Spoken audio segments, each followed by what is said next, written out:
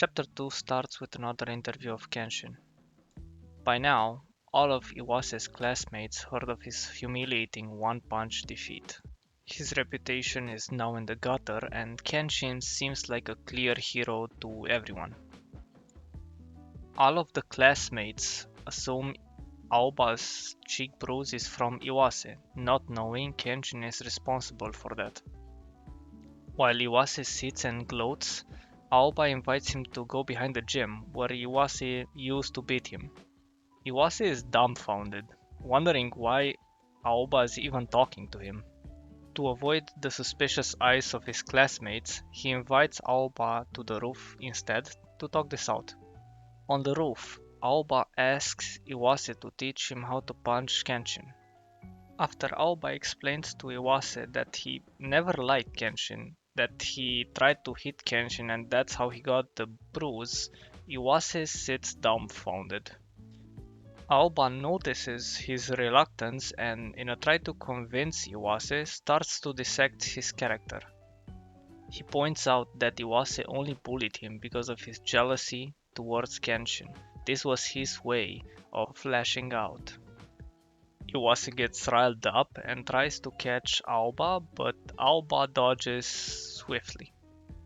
Noticing Aoba dodged his catch, he loads up a roundhouse out of frustration, midair realizing that if he catches Aoba with it, he might seriously injure him.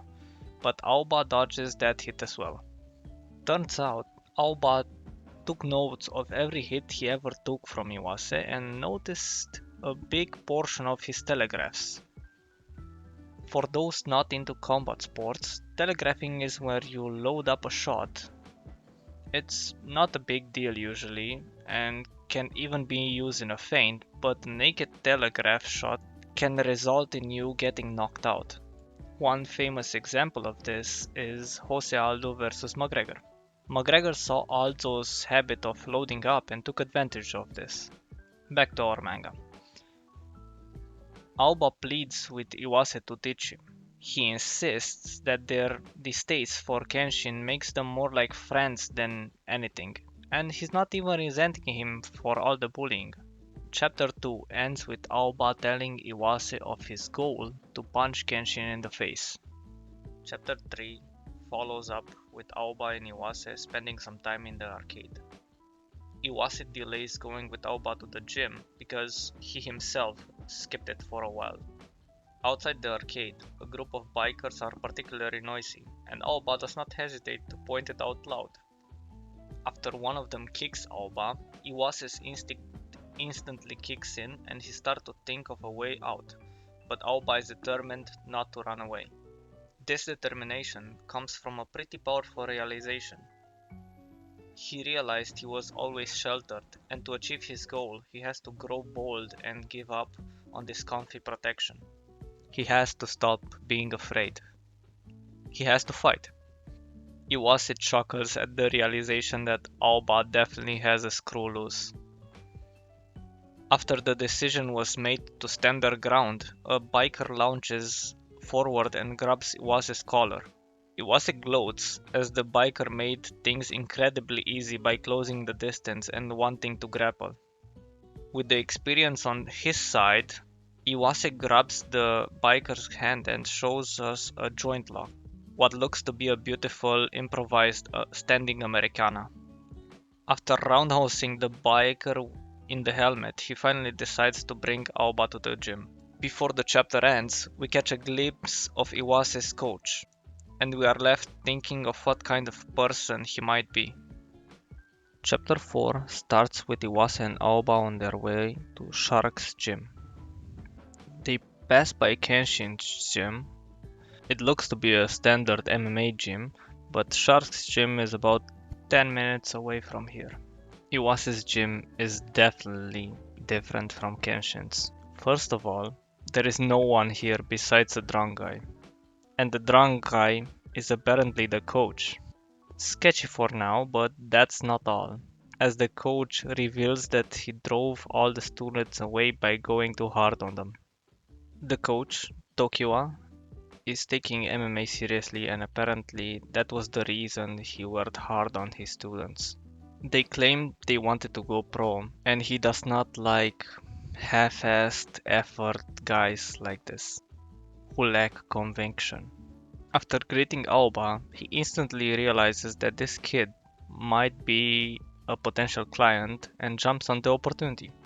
He tests Alba's knowledge on the subject and realizes that he has not even the slightest idea of what MMA even stands for. Tokiwa makes Iwase the practice dummy and shows Aoba the gist of the sport. He describes MMA as a hit-throw-lock system. A very comprehensive description if you think about it.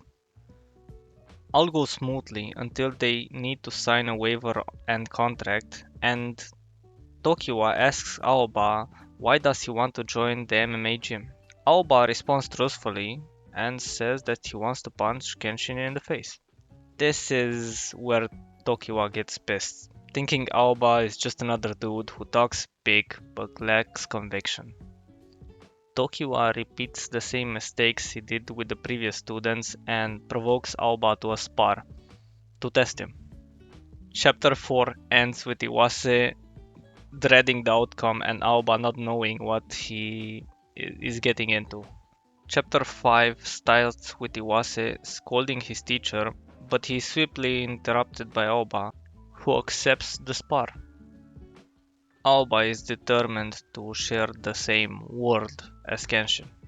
Iwase warns Aoba about Tokiwa. Although he caught him in an unfortunate circumstance, Tokiwa is the real deal. He's a seasoned pro fighter with a lot of fights on his hands. Aoba is impressed and is looking forward to the spar even more now, which is not quite the correct attitude. Tokiwa starts with an 1-2 low kick combination, but Aoba dodges with ease. So Tokiwa amps up the tempo, grabbing Aoba's guard and throwing a straight flush on his head. In boxing, this kind of grabbing and punching is illegal and is considered dirty, but in MMA, it's fair game. You need this kind of moves to stay on the top.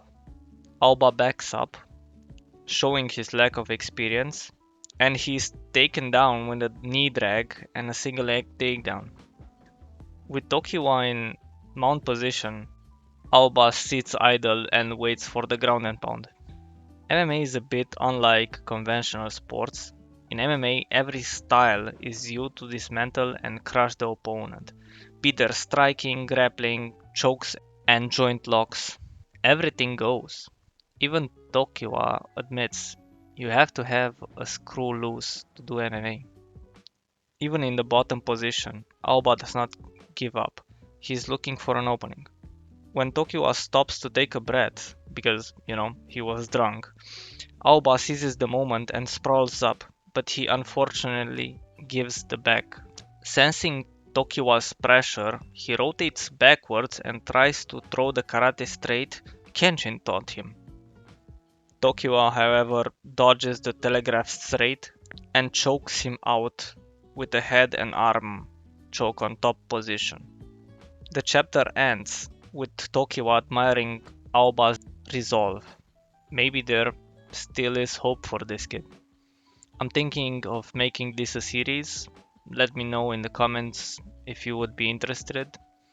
If you enjoyed this video, leave a like and subscribe for more videos like this. Suggestions on my forum are welcome as well.